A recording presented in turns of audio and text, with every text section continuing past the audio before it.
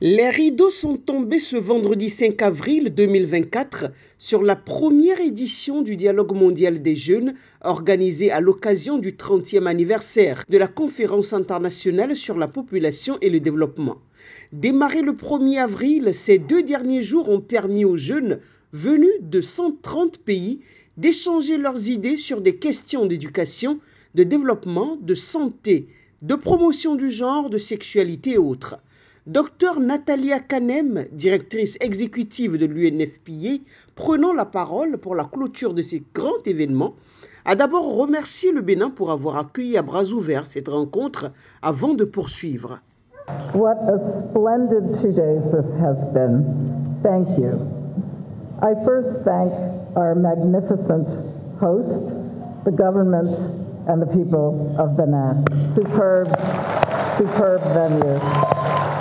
And I also offer our thanks to the Dialogue co-sponsors, the Kingdom of Denmark and the Kingdom of Netherlands.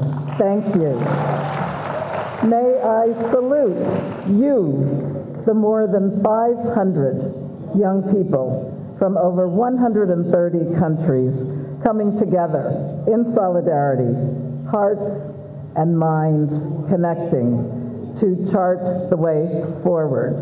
I also salute the tens of thousands of young people who are at home doing the work of youth leadership and youth empowerment right in their communities.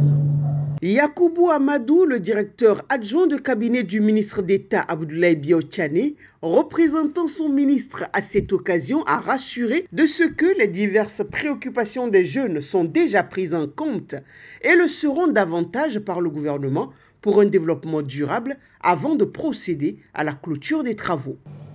Chers jeunes, pendant ces 2 jours, nous avons échangé autour de cette thématique d'importance en vue de faire émerger des idées qui concourent à l'édification d'une meilleure société.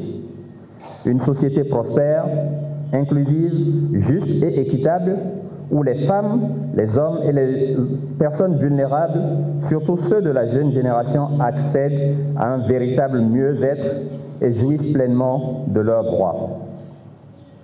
Les conclusions présentées rassurent de la qualité des échanges et illustre aussi la passion et le grand intérêt que chacun de vous a manifesté autour des différents sujets.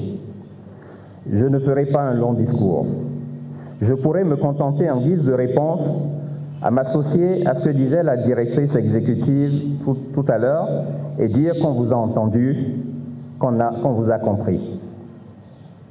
Vos commentaires et recommandations seront relayés dans tous les dialogues et réunions ultérieures.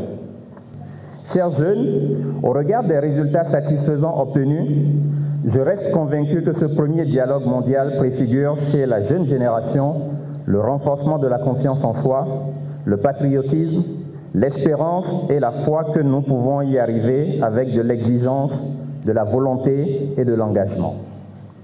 C'est le lieu pour moi de remercier tous les acteurs qui ont contribué à l'organisation réussie de ce dialogue. Je veux particulièrement dire ma gratitude aux co-organisateurs de ce premier dialogue mondial, le Danemark, les Pays-Bas et l'UNFPA. Tout en nourrissant l'espoir que les prochains dialogues mondiaux connaîtront plus de succès, je déclare clos les travaux du premier dialogue mondial de la CIPD 30, ce jour 5 avril 2024. Premier dialogue en faveur des jeunes au Bénin, une réussite totale. Ils ont tous félicité le Bénin pour son accueil chaleureux et l'UNFPA pour l'opportunité à eux offerte pour donner de la voix.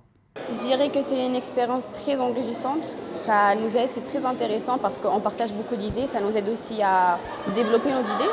Donc écouter les autres et tout, c'est très intéressant et c'est enrichissant comme expérience. Nous avons abordé au cours des panels plusieurs sujets qui ont lien avec la jeunesse. Ce que moi j'ai retenu, c'est d'abord l'employabilité des jeunes. Nous avons parlé les curricula dans nos écoles.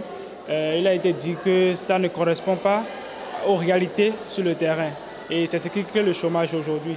Et ce que nous avons recommandé, c'est de permettre à l'éducation informelle de quand même s'intégrer sur nos marchés d'emploi. En plus de cela, nous avons parlé de l'intégration de l'organisation des jeunes dans le développement local. Nous avons également parlé de la politique, comment les jeunes peuvent quand même à travers la politique développer leur communauté, participer à la prise des décisions. Nous avons eu à partager nos expériences avec nos amis d'autres pays qui sont venus dans le pays ici pour participer également au dialogue.